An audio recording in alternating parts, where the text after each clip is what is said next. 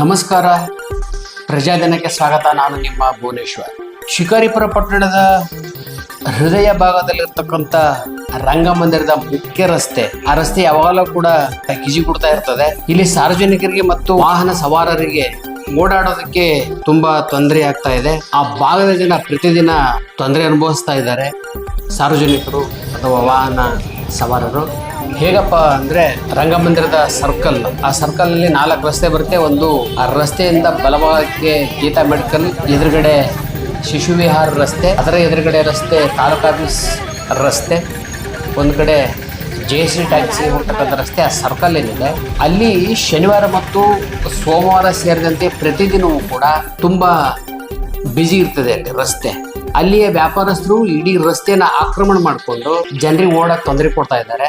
ಒಂದ್ ಕಡೆ ತರಕಾರಿ ಅಂಗಡಿಗಳು ಹಚ್ಕೊಂಡ್ರೆ ಸಣ್ಣ ಪುಟ್ಟ ಪಾಪ ರೈತರು, ಮತ್ತೊಂದ್ ಕಡೆ ಆ ಮಾವಿನ ಹಣ್ಣಿನ ವ್ಯಾಪಾರಸ್ಥರು, ತೊಳ್ಳಗಾಡಿ ಮೂಲಕ ಶೇಂಗಾ ವ್ಯಾಪಾರ ಮಾಡ್ತಕ್ಕಂಥವ್ರು, ಹಲಸಿನ ಹಣ್ಣಿನ ವ್ಯಾಪಾರ ಮಾಡ್ತಕ್ಕಂಥವ್ರು, ಇತರ ಯಾವುದೇ ಹಣ್ಣಿನ ವ್ಯಾಪಾರ ಮಾಡ್ತಕ್ಕಂಥ ವ್ಯಾಪಾರಸ್ಥರು ಇಡೀ ಆ ರಸ್ತೆನೇ ಆಕ್ರಮಣ ಮಾಡಿಕೊಂಡು ವ್ಯಾಪಾರ ಮಾಡ್ತಾ ಇದ್ರೆ, ಅಲ್ಲಿ ವ್ಯಾಪಾರಸ್ಥರು ಕೂಡ ಹೋಗಿ ಹೊರಗಡೆ ನಿಂತ್ಕೊಂಡು ವ್ಯಾಪಾರ ಮಾಡ್ತಾರೆ. ಆಗ ಇಡೀ ರಸ್ತೆ ಜಾತ್ರೆ ಅಂತೆ ಕಾಣ್ತದೆ.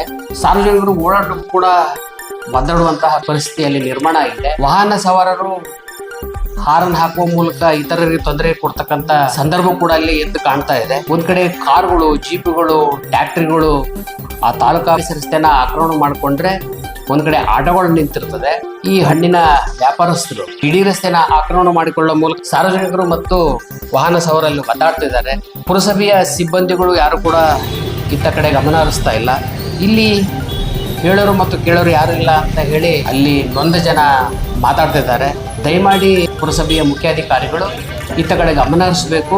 ಸಣ್ಣ ಪುಟ್ಟ ರೈತರಿಗಿರ್ಬೋದು, ಅಥವಾ ಮಾವಿನ ಹಣ್ಣಿನ ವ್ಯಾಪಾರಿಗಳು, ಅಥವಾ ಶೇಂಗಾ ವ್ಯಾಪಾರ ಮಾಡ್ತಕ್ಕಂಥವ್ರು, ಇತರ ಯಾವುದೇ ಹಣ್ಣಿನ ವ್ಯಾಪಾರ ಮಾಡ್ತಕ್ಕಂಥ ವ್ಯಾಪಾರಸ್ಥರಿಗೆ ಪರ್ಯಾಯ ವ್ಯವಸ್ಥೆಯನ್ನು ಕಲ್ಪಿಸಿ ಆ ಸರ್ಕಲಿನ 4 ರಸ್ತೆಗಳನ್ನ ಮುಕ್ತಗೊಳಿಸಿ ಅವರಿಗೆ ಪರ್ಯಾಯ ವ್ಯವಸ್ಥೆ ಮಾಡಿ ವ್ಯಾಪಾರಸ್ಥರಿಗೆ, ಸಾರ್ವಜನಿಕರಿಗೆ ಮತ್ತು ವಾಹನ ಸವಾರರಿಗೆ ಯಾವುದೇ ತೊಂದರೆ ಆಗದಂತೆ ನೋಡ್ಕೋಬೇಕು. ಇದು ಸಾರ್ವಜನಿಕರ ಆಗ್ರಹ ಕೂಡ. ದಯಮಾಡಿ ಪುರಸಭೆಯ ಸಿಬ್ಬಂದಿಗಳು ಅಥವಾ ಮುಖ್ಯಾಧಿಕಾರಿಗಳು ಅಥವಾ ಸಂಬಂಧಪಟ್ಟವರು ಯಾರೇ ಇರಲಿ ಇತ್ತ ಕಡೆ ಗಮನ ಹರಿಸಬೇಕು. ಇಲ್ಲಿ ಆಗ್ತಕ್ಕಂಥ ತೊಂದರೆಗಳನ್ನ ನಿವಾರಿಸಬೇಕು ಅಂತ ಹೇಳ್ತಾ, ಸಾರ್ವಜನಿಕರು ಮತ್ತು ವಾಹನ ಸವಾರರ ಪರವಾಗಿ ನಮ್ಮ ಪ್ರಜಾದಿನ ವಾಹಿನಿ ಆಗ್ರಹ ಪಡಿಸ್ತದೆ.